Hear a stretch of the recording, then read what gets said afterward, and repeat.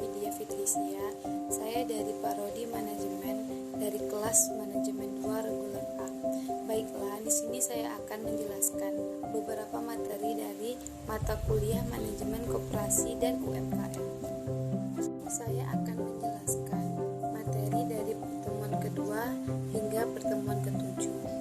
Adapun materi tersebut adalah 1.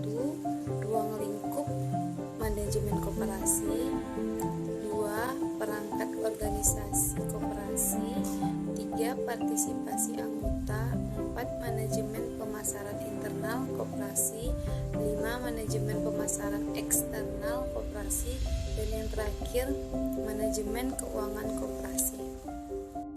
Baiklah, materi pertama yaitu ruang lingkup manajemen. Pengertian manajemen adalah ilmu dan seni untuk melakukan tindakan guna mencapai tujuan.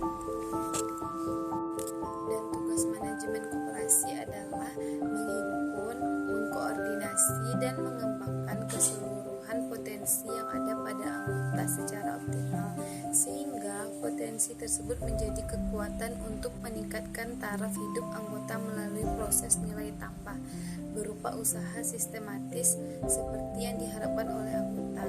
Dengan demikian, manajemen koperasi disimpulkan sebagai kegiatan dari, oleh, dan untuk anggota. Partisipasi anggota merupakan sumber daya pokok yang senantiasa perlu dioptimalkan. Selanjutnya, pengertian koperasi.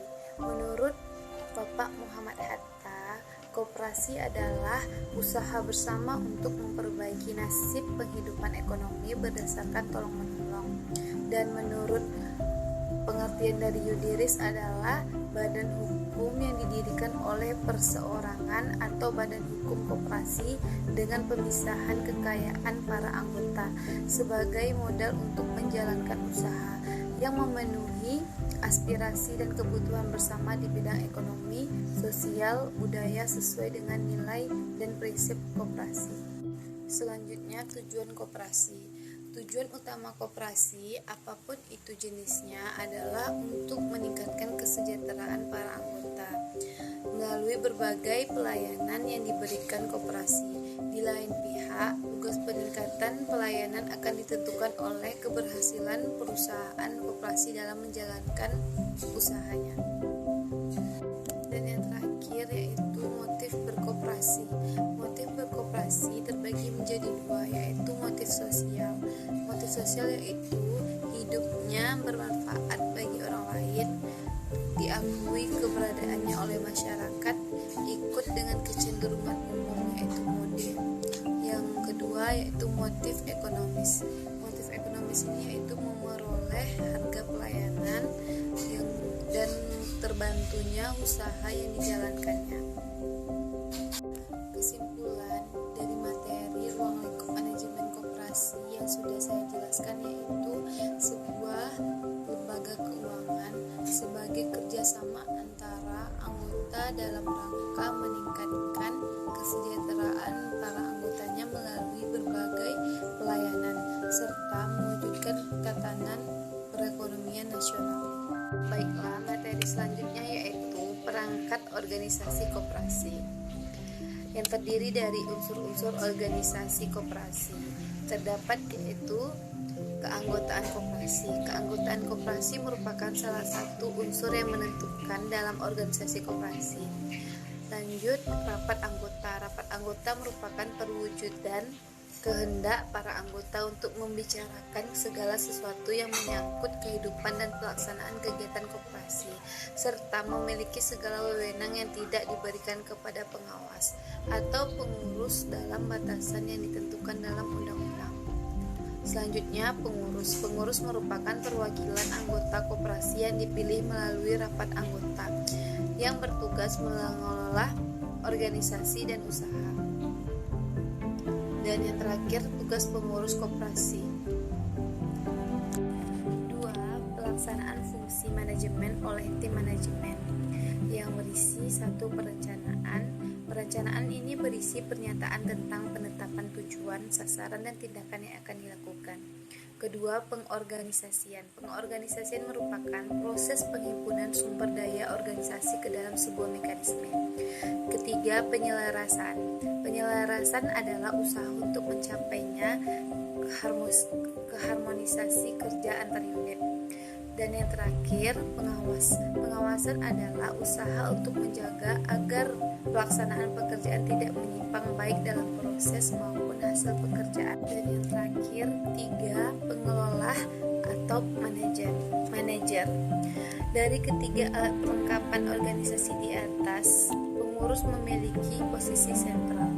Dalam artian, di satu sisi pengurus merupakan pelaksana keputusan rapat anggota. Sisi lain, pengurus dalam mengendalikan organisasi diawasi oleh badan pengawas. Hubungan antara pengurus dan pengelola merupakan hubungan kerja atas dasar perikatan. Untuk selanjutnya, pengelola bertanggung jawab kepada pengurus. Oke, kesimpulan dari materi perangkat organisasi koperasi adalah suatu organisasi yang berasas kekeluargaan dengan maksud mensejahterakan anggota. Peran anggota ini untuk meningkatkan program pemerintah dan lain-lain. Lanjut, materi ketiga yaitu partisipasi anggota. Pada organisasi koperasi, partisipasi anggota ini menjadi peran yang penting di dalam organisasi tersebut, disebabkan posisi anggota yang strategis dalam prinsip identitasnya. Partisipasi anggota menjadi faktor penting dalam mengukur keunggulan kinerja komparatif di samping faktor lain, yaitu kinerja usaha koperasi tidak hanya dituntut untuk meningkatkan aset koperasi melalui cara penetapan strategi yang tepat dalam persaingan, akan tetapi dituntut secara normatif. Adapun efektivitas partisipasi, menurut M. Amin Aziz, salah satu faktor penyebab anggota mau berpartisipasi adalah kondisi manajemennya. Anggota tidak ragu-ragu lagi untuk membayar simpanan karena administrasi pencatatannya sangat jelas. Demikian pula untuk transaksi usaha. Anggota tidak sungkan melakukan transaksi dengan koperasi karena pelayanannya baik dan seterusnya. Faktor lain yang memengaruhi efektivitas partisipasi anggota adalah faktor program. Partisipasi akan efektif bila program sesuai dengan keinginan dan kebutuhan anggota.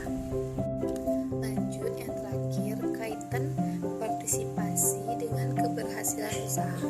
Tujuan koperasi adalah memberikan pelayanan dan promosi anggota. Dengan demikian, penekanannya bukan pada perolehan keuntungan maksimal, akan tetapi pada manfaat maksimal.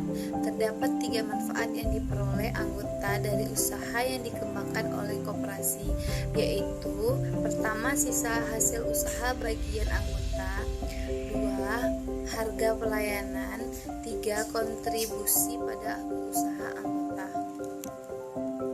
Jadi kesimpulan dari partisipasi anggota yaitu menempatkan anggota menjadi subjek dari pengembangan koperasi dari tingkat penetapan tujuan, sasaran atau penyusunan strategi dan pengendalian sosial. Kemudian memiliki rasa tanggung jawab terhadap sesama. Baiklah, lanjut materi keempat yaitu manajemen pemasaran internal koperasi.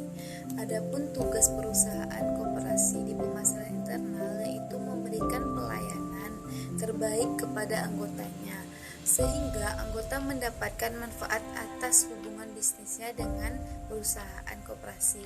Pelayanan itu dapat berupa pemberian harga pelayanan bagi anggota maupun melalui aktivitas-aktivitas yang memudahkan anggota dalam mengembangkan usahanya. Oke, lanjut menyusun rencana pemasaran internal. Salah satu tujuan utama riset pasar internal adalah mengidentifikasikan pasar sasaran atau target market, yakni anggota koperasi yang menjadi target produk perusahaan koperasi pada koperasi yang anggotanya cukup luas dan cenderung heterogen kebutuhannya. Penentuan pasar sasaran untuk produk-produk tertentu sangat diperlukan. Anggota adalah pelanggan yang perlu dilayani dengan baik dengan menawarkan produk-produk yang sesuai dengan kebutuhannya. Baik, lanjut materi kelima, yaitu manajemen pemasaran eksternal koperasi.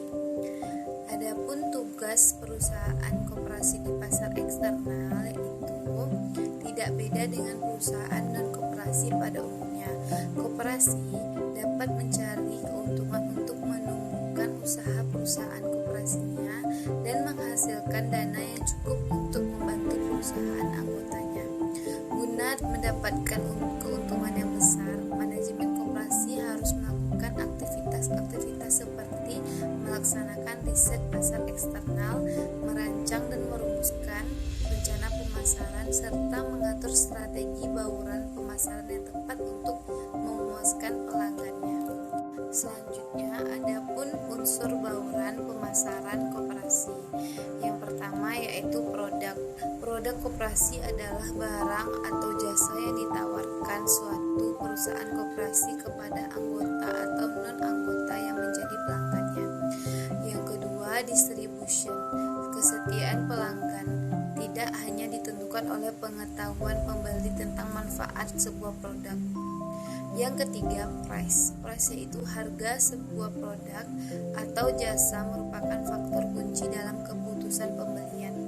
Yang terakhir, promotion. Promosi yaitu menyangkut baik periklanan maupun penjualan secara pribadi. Tujuannya adalah menginformasikan dan membujuk pelanggan. Baiklah, materi yang terakhir yaitu manajemen keuangan koperasi. Adapun pengertian dan fungsi manajemen koperasi yaitu supaya koperasi dapat menjalankan usahanya. Koperasi membutuhkan dana atau modal. Dana atau modal diperoleh dari pemilik koperasi, yaitu anggota dan juga berasal dari utang. Kedua, sumber permodalan koperasi. Pada saat koperasi berdiri, sumber utama permodalan koperasi berasal dari anggota, berupa simpanan pokok, simpanan wajib, dan simpanan sukarela, serta harta-harta pribadi yang diinvestasikan pada koperasi baik dalam bentuk saham maupun donasi. Yang ketiga, yang terakhir yaitu cadangan koperasi.